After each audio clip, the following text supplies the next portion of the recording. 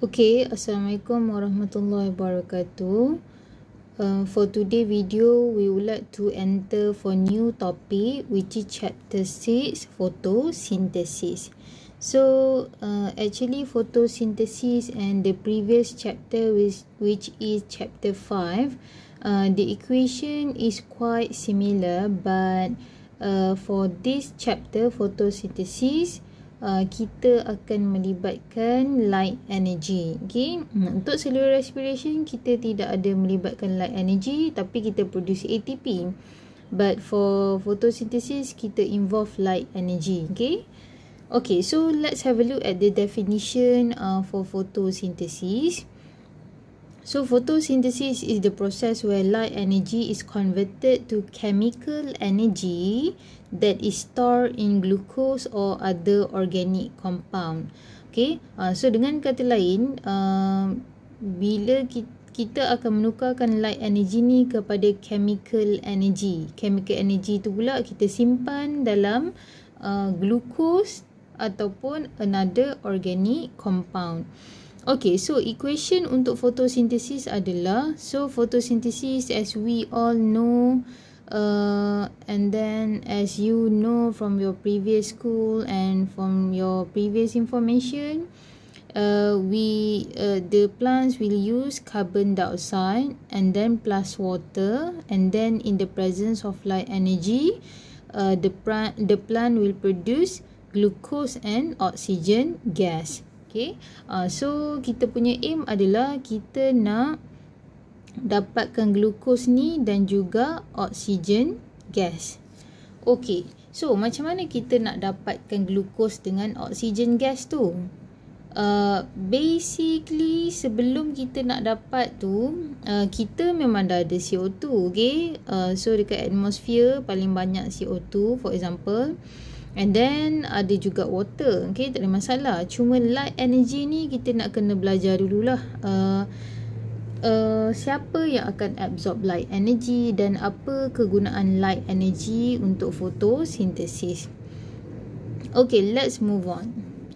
So light energy is absorbed by photosynthetic pigment. Okay, so maksudnya dalam plants kita ada pigments yang function dia untuk trap ataupun absorb light energy. So light energy tu datang daripada sunlight mostly. Okay, and then pigment yang ada dekat dalam plant ni boleh dijumpai dalam satu structure yang kita panggil sebagai photosystem. Okay, ataupun PS dia punya singkatan nama lah.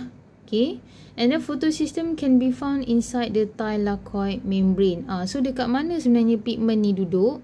Memang dekat plant, tapi dekat mana yang lebih tepat?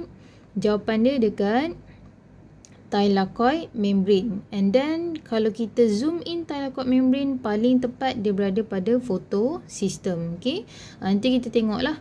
Okay, so gambar belah kiri ni adalah gambar chloroplast. Okay, chloroplast kita tahu dia adalah membrane bound organelle. So dia ada outer membrane, and then dia ada intermembrane space, and dia ada inner membrane. And then inside the chloroplast, which is chloroplast ni adalah sejenis organelle yang function dia as a site for photosynthesis lah. Okay, so inside the chloroplast kita ada macam pinggan-pinggan ni kita panggil sebagai thylakoid membrane. But a stack of thylakoid kita panggil sebagai granum. So kalau dekat gambar yang saya lukis ni, so kita ada berapa granum? So kita ada 1, 2, 3.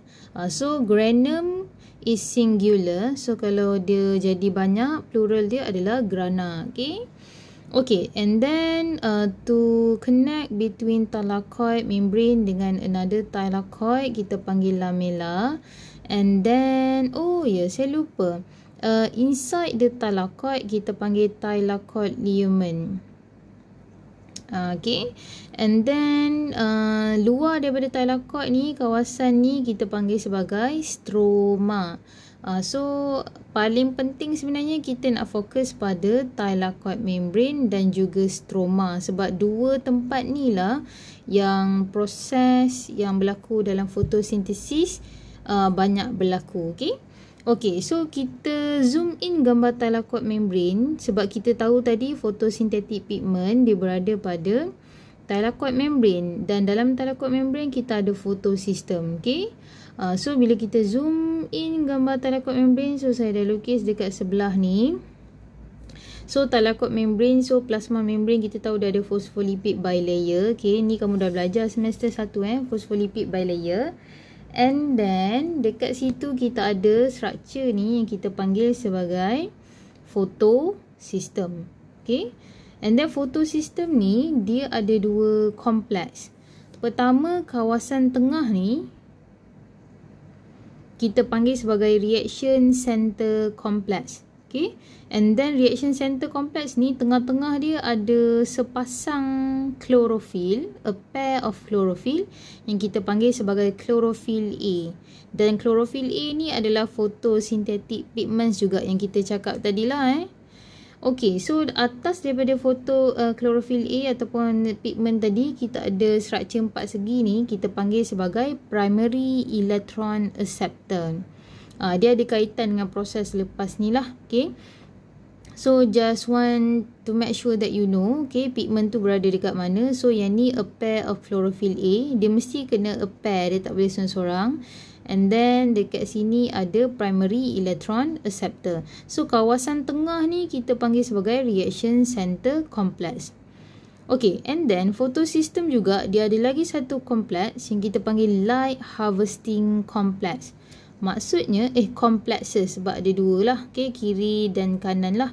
So maksudnya kawasan ni tempat di mana kita nak trap sunlight. Kalau yang chlorophyll A tengah-tengah ni dia bukan trap sunlight lah, function dia lain, okay. Tapi untuk light harvesting complex ni dia function dia untuk trap sunlight. So kamu tengok yang bulat ni, ini semua adalah photosynthetic pigment. Okay, lepas ni kita akan belajar apa je jenis pigment yang ada pada plant. Okay, tak semualah kita akan belajar. Okay, mungkin sedikit sahaja. So just to make sure that you know, recap balik. So yang ni adalah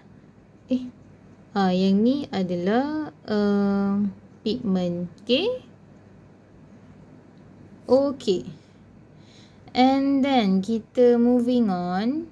So example of photosynthetic pigment yang ada dekat kamu punya syllabus adalah so kita ada chlorophyll A, chlorophyll B, carotenoid. So carotenoid ni kita boleh pecah lagi kepada xanthophyll, pheophytin dengan keratin. Okay, so actually kamu dah belajar dah ni, okay, masa eksperimen yang kita buat fotosintesis tu. So kamu dah biasa sebenarnya dengar nama pigment-pigment ni lah. Okay, so untuk pigment ni dia ada dia punya absorption spectrum dia sendiri. Maksudnya setiap pigment dia absorb light energy tapi pada wavelength yang berbeza. Okay, so wavelength yang berbeza dia ada warna yang berbeza.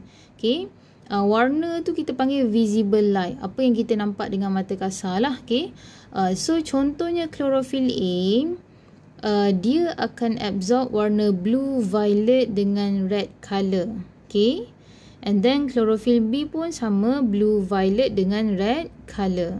Tapi untuk carotenoid, tiga-tiga jenis ni dia absorb violet and blue, green. So anything yang pigments ni absorb, dia akan reflect warna yang berbeza daripada warna yang dia absorb. Okay, dia tak boleh absorb warna biru, for example, dia reflect warna biru. Dia tidak boleh jadi begitulah. It's not possible, dia bukan begitu. Okay, so kita tengok untuk chlorophyll A, disebabkan dia absorb blue, violet and red color, so chlorophyll A dia akan reflect warna blue, green. Okay, so dia akan reflect warna blue, green. So kalau kamu tengok pokok-pokok yang dekat luar tu, warna daun dia macam blue, green, kita tahulah ada chlorophyll A dekat situ. Okay, and then untuk chlorophyll B, dia akan reflect warna olive green. Oh, patutlah. Olive green. Okay, so tidak samalah. Untuk carotenoid xanthophyll, dia akan reflect warna yellow. Untuk pheophytin, dia akan reflect warna grey. And then untuk keratin, dia akan reflect warna orange.